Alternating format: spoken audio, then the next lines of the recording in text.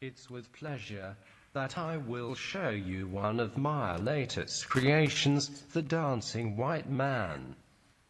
A hyper-realistic self-portrait, a classic sculpture that I made with the help of professionals, the best in the field.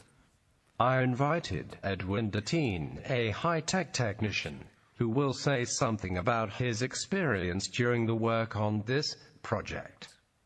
First, I will give you some insight into the type of artwork I create.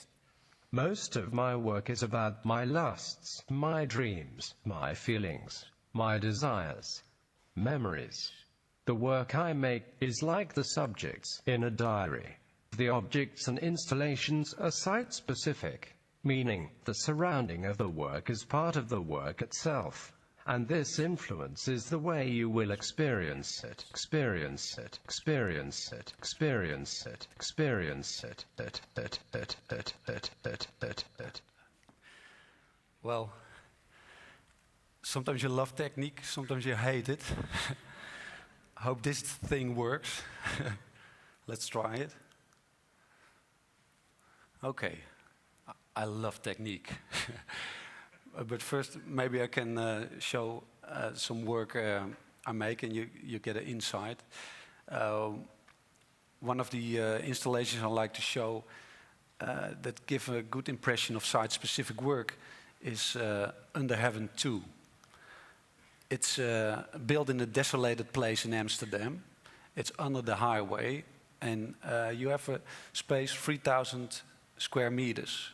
It's cold and chill in there. But you have to go in there if you want to go to the other side of the city. So I built a sort of Fata Morgana or mirage, complete with palm trees, banana trees, and even a waterfall springing from a mountain rock. And what I like about this place is that if you enter the tunnel, you won't see the work yet, because the poles will cover the work. Only if you, in the middle of the tunnel and in front of the work, then you see the work in total. And yeah, that effect only makes it stronger, the feeling of a Fata Morgana or a mirage. Because, yeah, I can imagine swimming around with a nice girl, lay on the beach and cool off under the waterfall. But it's impossible to reach this place because there's a big iron fence around and everything is made out of plastic. Well, I also built things you can visit. For example, Under Heaven 1. Here I built on a 50-meter high building a tree house. I put a tree up there and you could visit me and had a really nice view over Amsterdam. And if maybe you recognize the feeling when you were young, sitting in a hut, and now you look down and you see small people running around, even an ambulance is making its way through the traffic. But the problem seems minor when you're young. And yeah, that's sometimes a good feeling, but now you grow up, you can realize things and make them happen. For example, a few months ago, I made fireworks. It goes all night long, every night. And still you can see it every night if you like to go out to the west, Amsterdam. And you can also see it driving in your car on the highway of Amsterdam. It's a sort of love declaration in love, in light. And then the city theater asked me, can you build something for us here in the theater? And I was thinking about a statue, but not a statue made out of brick, but more a statue that is modern, from this age, from this time. So I thought, well, why not make a statue that can actually move? So I bought a sort of Santa Claus, and I undressed him, And Hey, slick chick, what you drinking? maybe we can try to get it on. Hey, slick chick, what you drinking? Yeah. Give And me then something hot to keep this fair. Alrighty, Lord of mercy.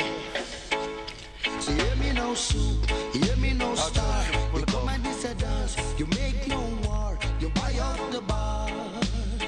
Are you fi buy out? Well, and then I thought, I'm not really a technician. So then I found Edwin Dertien, and I showed him this model, and asked, "What do you think about this? Can we do something?"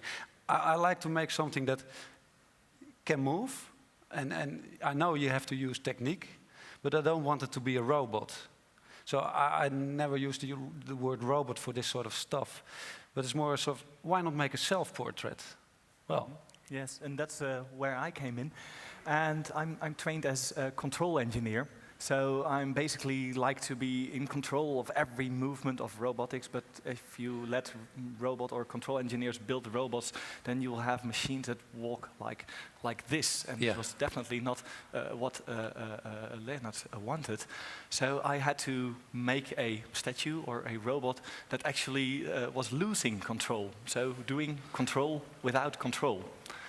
And actually, this doll was a great example because it does a lot of movement with just one motor. And the basic component inside one of those, this doll, the basic behavior, it's one of a spring. So that's why we started tinkering with a spring to bounce as sort of basic component for the robot. And even in the last robot that we have here, the heart, literally the heart of the robot, is this spring, this coiled spring, what you see here. I think movements also have to come from the heart. Eh? So that's good that he placed a spring inside. Then another difficult thing for at building robots is, well, engineering is kind of difficult, and difficulties lies in that you have every possible solution, every possible technique at your disposition, and then you have a limited time, limited money budget, and you have to build something. Actually, building with Lego or building with building blocks makes life really easy. So the first prototypes, you see them here, the first prototypes we used for, well, trying out some ideas. We made them simply using Lego. And that gave the idea like, okay, let's find our own building blocks or building language for building this robot. So that was the first prototype after the Lego, was this one. Made out of wood, and well, it can move a lot.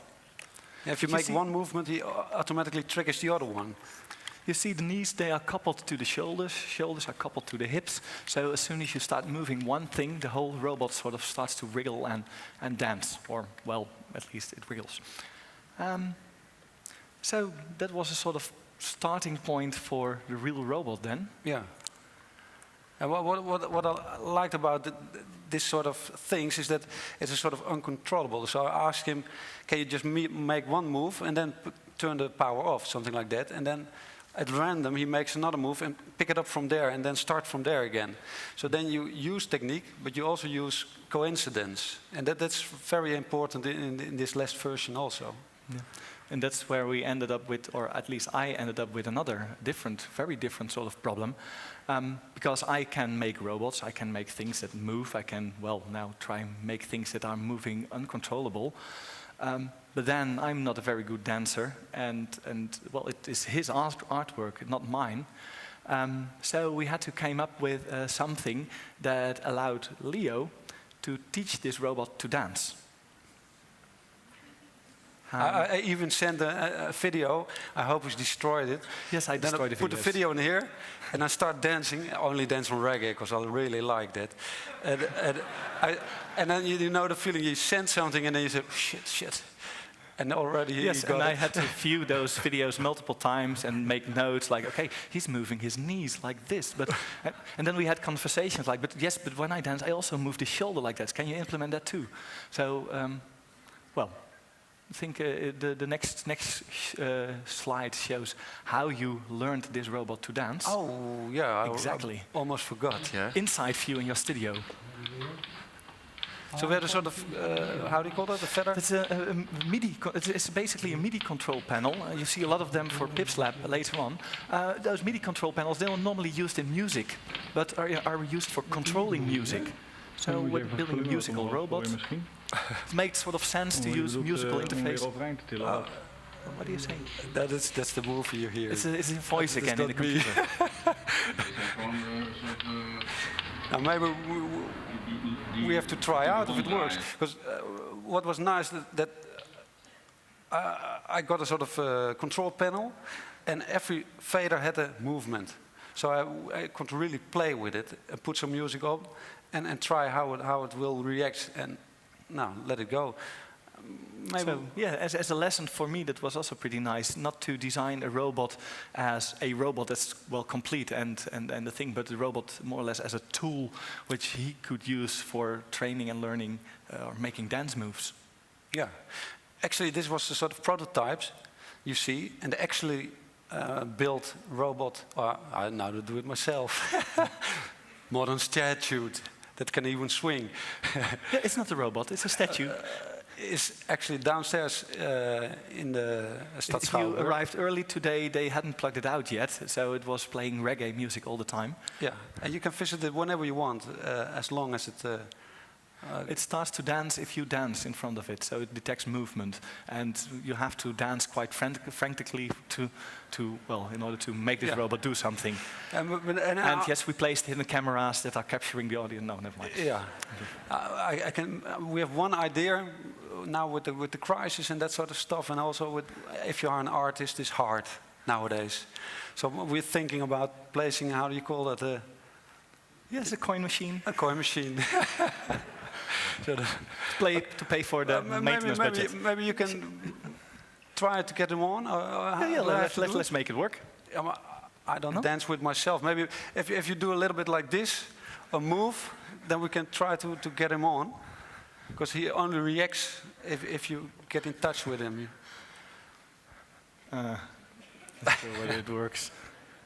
Do you think? Actually, it dances the same way like me.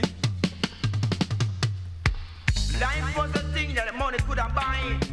Rich will ever live and the poor will ever die, you know. Yellow man unfunded come for testify. I must say, gotta make it a try, you know. I want sexy style. Life was a thing money couldn't buy. Rich man live, poor would I die. I can't take it. No. No, I can't take it. No. No. The rich man a poor man a bigger man thief. But the lawyer a doctor a Indian chief. But the rich man a poor man a bigger man thief.